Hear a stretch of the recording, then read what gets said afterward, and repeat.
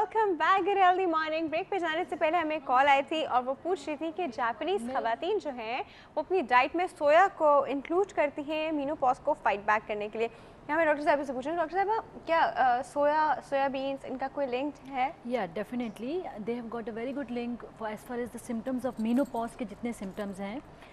सोया या तो हम हार्मोन्स लें, but you know each and every medicine what ever how ever the work और क्या उनका रूट है इफ़ेक्ट करने का, वो बॉडी पे कहीं ना कहीं साइड इफ़ेक्ट ज़रूर होता है।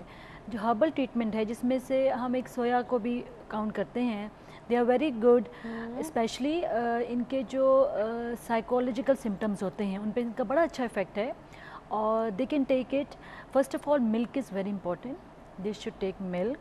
एंड अगर यहाँ पे सोया मिल्क अवेलेबल नहीं है, जो I don't think so easily available अब तो बहुत है, बट दे कैन टेक, अब तो आपको किसी भी अच्छी मार्ट में आराम से सोया मिल जाएगा, but not so easily. So what they can do कि ये सोया बीन्स ले सकते हैं and 2-3 times a day is enough, वो लें। और काफ़ी पहले लेना शुरू करें। कैसे लेने हैं? कच्चे खाना है?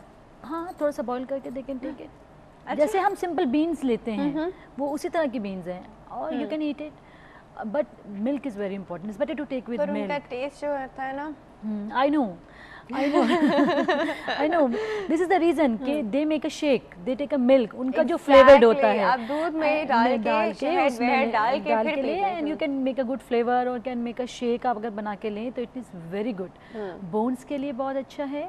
और कुछ लोगों को जैसे पाँव के नीचे जलता है, चिड़चिड़ापन होता है, ये सब सिम्टम्स होते हैं कि जी मेनोपॉज होने वाला है या हो जाएगा अभी, ये होने के बाद इस पे इसका बहुत अच्छा इफेक्ट है, it's got a very good effect. अच्छा डॉक्टर साहब एक कॉल है हमारे पास, पहले कॉल अटेंड करते हैं फिर और सवालात करते हैं। जी अस्सलाम वालेकुम।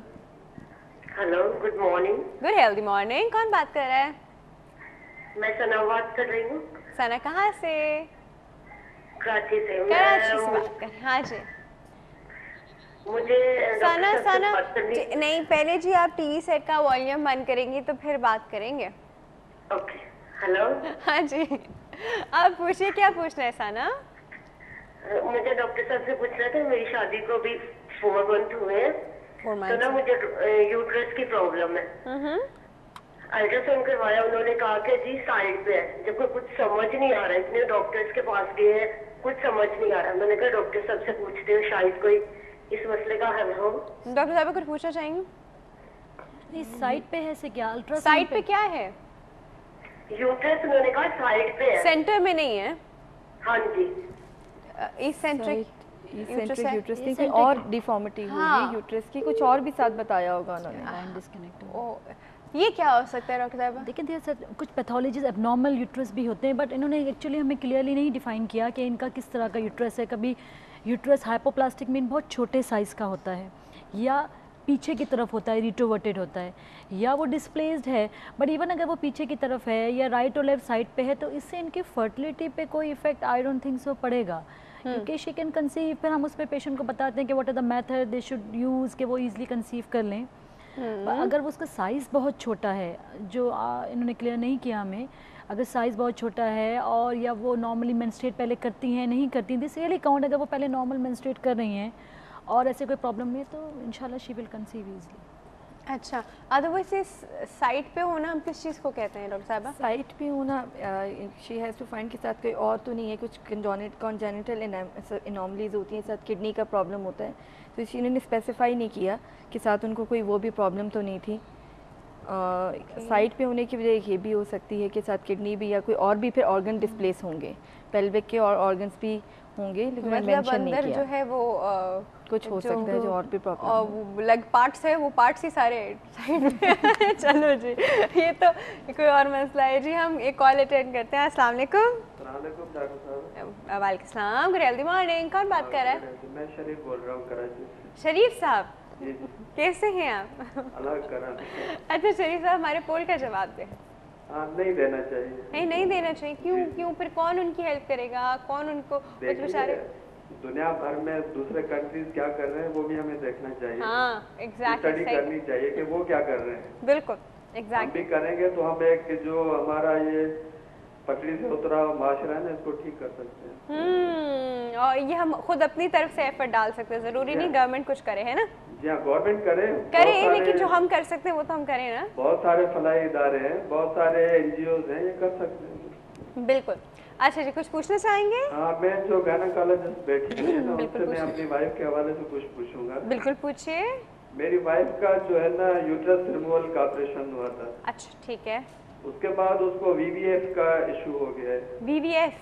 जी। ओके। वो समझ रही होंगी जो डॉक्टर साहब। ठीक है, ठीक है। ठीक है ना? क्या एज है आपकी वाइफ की? मेरी वाइफ की एज है 55।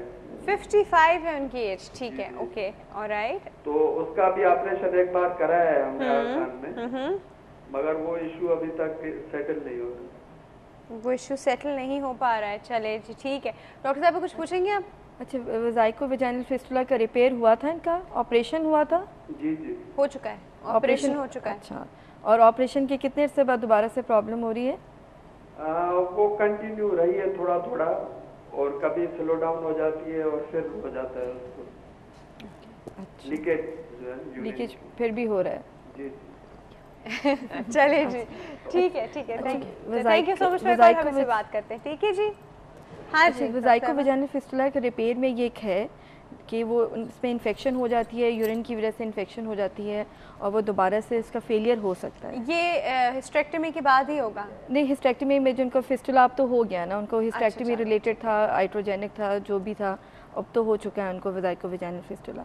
वजाइको वेजाइनल फिस्टुला का भी एक ही है साइड कि उसका जो रिपेयर में जो है उसमें फेलियर का रेशो काफ़ी ज़्यादा है, क्योंकि यूरिन के वजह से इन्फेक्शन हो जाती है और वो रिपेयर में हो सकता है, तो उसको दोबारा रिपेयर कराया जा सकता है। ओके। और ये कि इस पे काम हो रहा है बहुत, फिस्टुला सेंटर्स भी हैं गवर्नमेंट की तरफ से भी, उस पे जाके इसका प्रॉपर जो है चेकअप करा के तो उसको कराएं। बेसिकली ये भी डिपेंड करता है कि इनका लेवल ऑफ फिस्टुला क्या है, यू नो।